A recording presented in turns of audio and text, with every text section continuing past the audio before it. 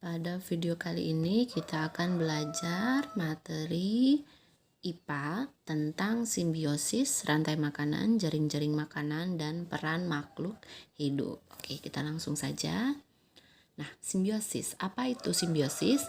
Simbiosis adalah hubungan antara dua makhluk hidup yang hidup bersama. Jadi, ada dua makhluk hidup. Kalau itu hidup bersama, maka itu disebut simbiosis. Nah, macam-macam simbiosis itu ada 3. Yang pertama mutualisme, yang kedua komensalisme, dan yang terakhir adalah parasitisme. Mutualisme. Nah, mutualisme yaitu hubungan dua makhluk hidup yang saling menguntungkan gitu ya.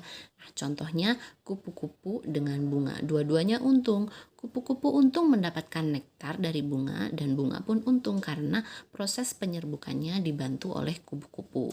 Gitu. Yang kedua adalah burung jalak dan kerbau. Nah, burung jalak dengan kerbau ini dua-duanya juga untung. Nah, burung jalak itu untung karena dia mendapatkan makanan berupa kutu yang ada di tubuh kerbau, dan kerbau pun untung karena dia tidak merasa gatal kembali gitu ya. Nah, yang ketiga yaitu ikan badut dan anemon laut. Nah, ikan badut dan anemon laut ini hubungannya saling menguntungkan. Nah, untungnya ikan badut dia mendapatkan makanan dari anemon laut, sisa-sisa makanan dan parasit dari anemon laut. Nah, sedangkan anemon laut itu untungnya dia bisa terhindar dari predator karena ikan badut itu mampu mengusir predator yang ingin memangsa anemon laut. Nah, seperti itu. Yang kedua yaitu simbiosis komensalisme, di mana kalau simbiosis komensalisme ini yang satu untung dan yang lainnya tidak untung, tidak rugi. Jadi yang lainnya tuh biasa aja, yang satu untung, yang satu biasa aja. Nah, contoh ikan remora dan ikan hiu. Ikan remora dan ikan hiu itu yang untung adalah ikan remora karena dia bisa terhindar dari musuh, sedangkan ikan hiu juga biasa aja walaupun ikan remora selalu mengikutinya ketika berenang gitu. Nah, yang kedua yaitu contohnya anggrek bulan dengan pohon mangga. Nah, yang untung adalah anggrek bulan karena dia bisa ikut menumpang hidupnya di pohon, sedangkan pohon itu biasa aja gitu. Nah, selanjutnya lumut dan pohon. Nah, lumut dan pohon yang untung adalah lumut karena dia bisa ikut hidup di pohon, sedangkan pohonnya itu biasa aja. Yang ketiga yaitu parasitisme. Nah, kalau parasitisme yang satu untung, yang satunya rugi. Jadi yang satu untung, yang satu rugi. Nah, contohnya yaitu ulat dengan daun. Ulat dengan daun yang untung yaitu ulat. Nah, sedangkan daun dia rugi. Jadi kenapa ulat untung? Karena dia bisa memakan daun. Contoh yang lainnya yaitu benalu dengan pohon rambut. Nah, benalu di sini untung tapi pohon rambut rugi. Kenapa pohon benalu untung? Karena dia mendapatkan sari-sari makanan dari pohon rambutan. Sedangkan pohon rambutan itu rugi karena sari-sari makanannya diambil oleh benalu. Contoh yang ketiga yaitu tali putri dan tanaman. Nah, siapakah yang untung? Yang untung yaitu tali putri. Sama seperti benalu, tali putri juga menyerap sari-sari makanan dari tanaman. Sedangkan tanamannya rugi karena dia kehilangan sari-sari makanan. Supaya kalian lebih mudah menghafalkan jenis-jenis simbiosis. Nah, di sini ada lagu simbiosis tapi dengan nada lagu menanam jagung. Nah, coba kalian nyanyikan ya. Simbiosis 3 jenisnya, mutualisme saling menguntungkan, jalak dan kerbau itu contohnya, tak lupa anemon ikan badut, parasitis yang satu untung dan yang lainnya dibuat rugi, pohon benalu itu contohnya. Tak lupa tanaman tali putri, komen yang satu untung dan yang lainnya tidak dirugikan.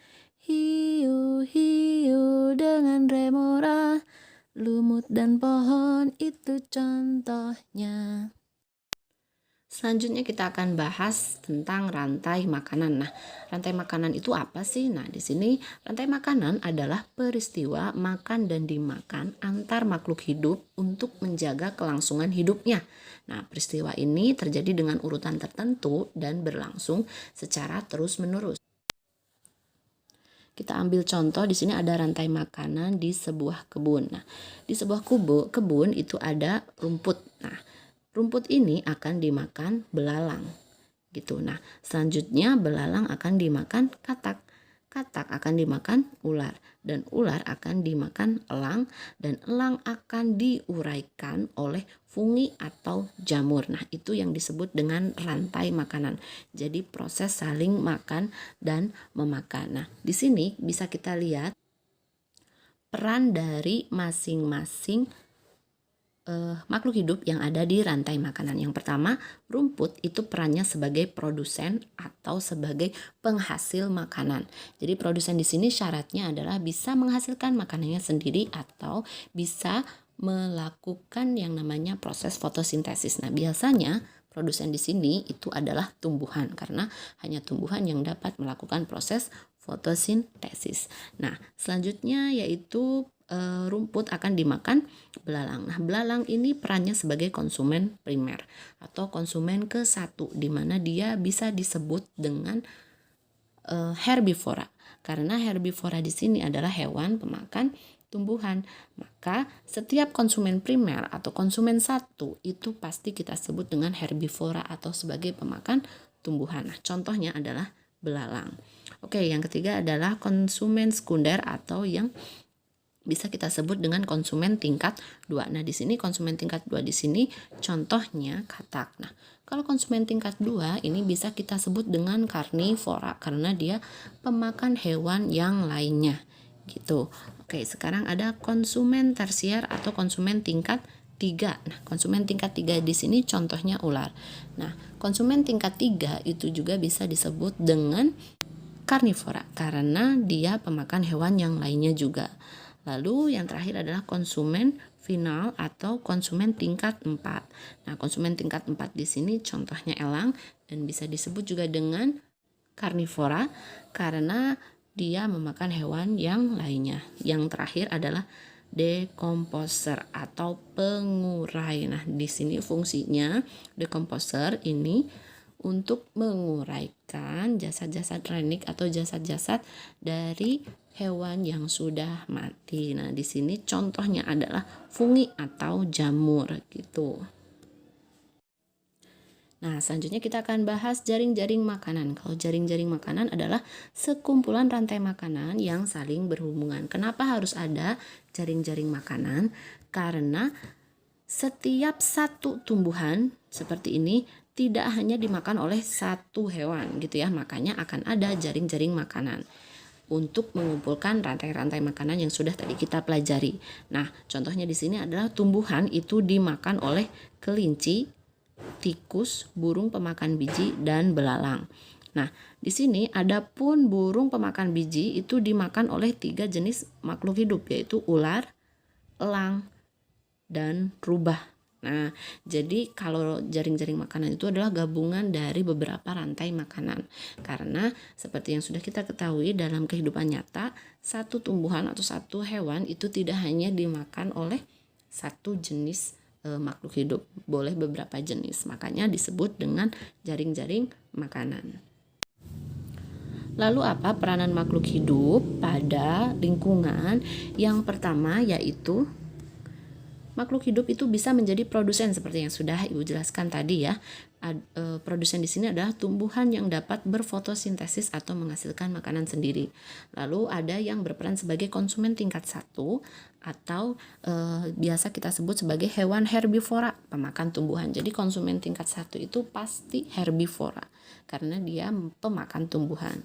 Lalu konsumen tingkat 2 atau 3 atau 4 itu kita sebut dengan hewan karnivora atau pemakan daging atau hewan lainnya. Dan yang terakhir, peran yang terakhir yaitu decomposer atau tumbuhan atau hewan pengurai. Nah, jadi decomposer ini adalah tahapan terakhir dari sebuah rantai makanan gitu ya, yang berperan sebagai pengurai tumbuhan atau hewan yang mati atau sudah menjadi jasad renik gitu ya.